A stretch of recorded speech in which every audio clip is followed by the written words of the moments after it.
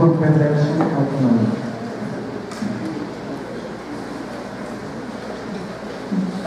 En esta teoría de la endosimbiosis, como indicaba, han habido dos tipos de endosimbiosis. La primera endosimbiosis ocurrió más o menos en 30 o 160 millones de años.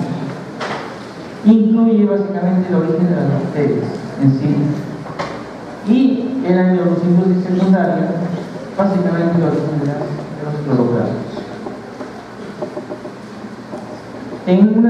Se puede que haya una endosimbiosis terciaria, ¿no? Que básicamente la célula eucariota incorporará a otra eucariota que es el resultado de una endosimbiosis secundaria, ¿no?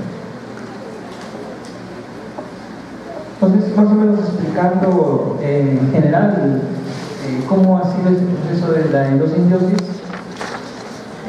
para tal caso, primero tendría que haber ocurrido una pérdida de la pared cerebral rígida que presentaban algunas células primitivas, de tal forma que la membrana celular quedó expuesta. Y entonces, esto facilitó, digamos, que se pudieran ingresar algunas células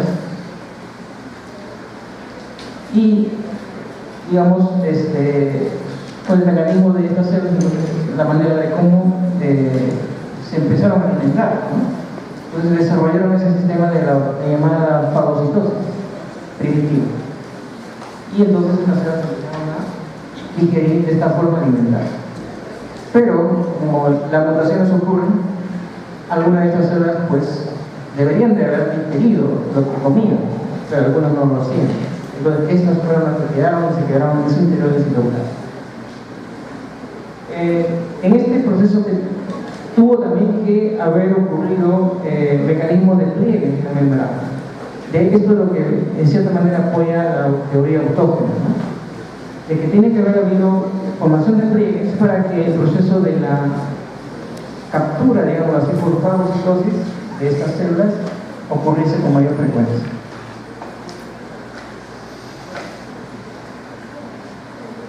También importa dentro de este mecanismo de endosimbiosis, ¿no? El hecho de que hayan habido una especie de simbiosis con algunas bacterias piloquetas, ¿no? Para que puedan originarse de esta forma en algunas células de los famosos sitios, ¿no? Porque sabemos hoy día que las bacterias presentan flagelos, aunque no son similares a las eucariotas, pero estos flagelos tienen algunas proteínas semejantes. Entonces se cree que también estos flagelos procarióticos fueron el origen de los flagelos actuales de los eucariotas. Y en algunos casos, algunos precursores de peroxisomas también podrían haber intervenido, por ejemplo, para participar en el proceso de endosimbiosis, debido a que los peroxisomas poseen enzimas capaces de tolerar el oxígeno, ¿no? De esta manera, entonces, podrían haber surgido estas protocelas.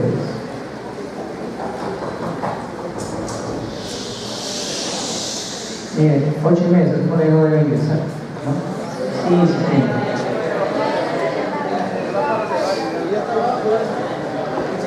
Tenemos acá endosimbiosis con bacterias precursoras de mitocondrias y endosimbiosis con bacterias precursoras de cloroplastos, ¿no? Entonces ya en la parte ya final ocurre la primera endosimbiosis y la segunda endosimbiosis para el origen de mitocondrias y cloroplastos.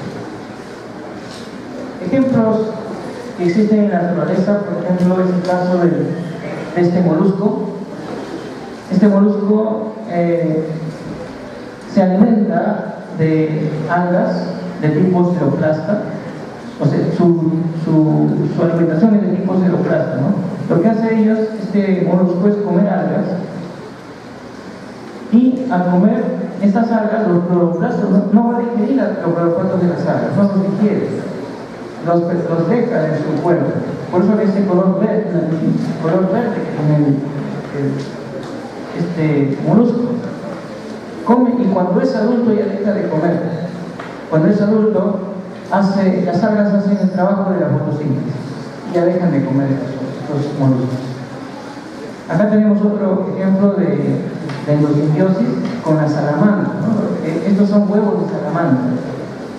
La madre se supone ha comido estas algas y los ha introducido dentro de sus ovocitos.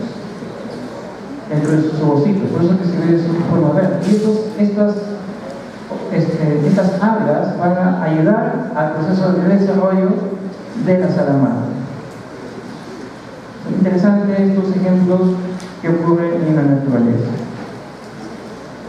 Más ejemplos de endosimbiosis, pero estos ya son un poco más conocidos. Por eso que decía, es algo inherente dentro de la vida. El hecho de que, por ejemplo,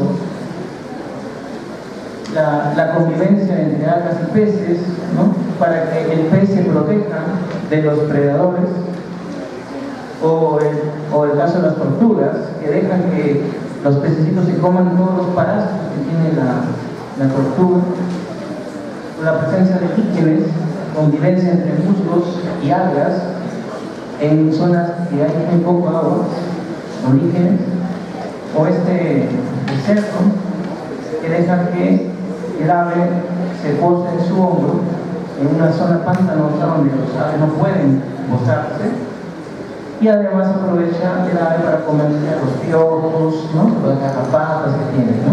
Entonces es una forma de simbiosis. Acá tenemos áfidos, por ejemplo, que producen pigmentos que pueden absorber energía solar. Y una característica notable que se ha encontrado es que aparentemente la maquinaria celular se transfiere, ¿no? Se transfiere de generación en generación. Entonces, es decir, que no necesitas que el individuo solo adquiera, sino que a través de los huevos se transfiere. A través de los huevos.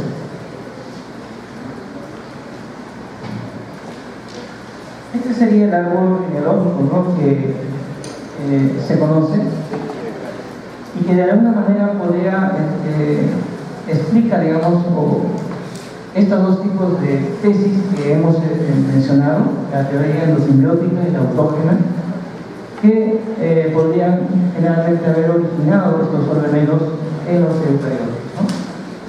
En los procariotas tenemos, en la clasificación actual, tenemos eubacterias y arqueas, ¿no? Son la clasificación actual en cuanto a procariotas. Estos procariotas surgió entre estos dos procariotas pudo haber surgido un protoeucariota, en donde ocurrió la primera simbiosis y originó las mitocondrias. Luego de ello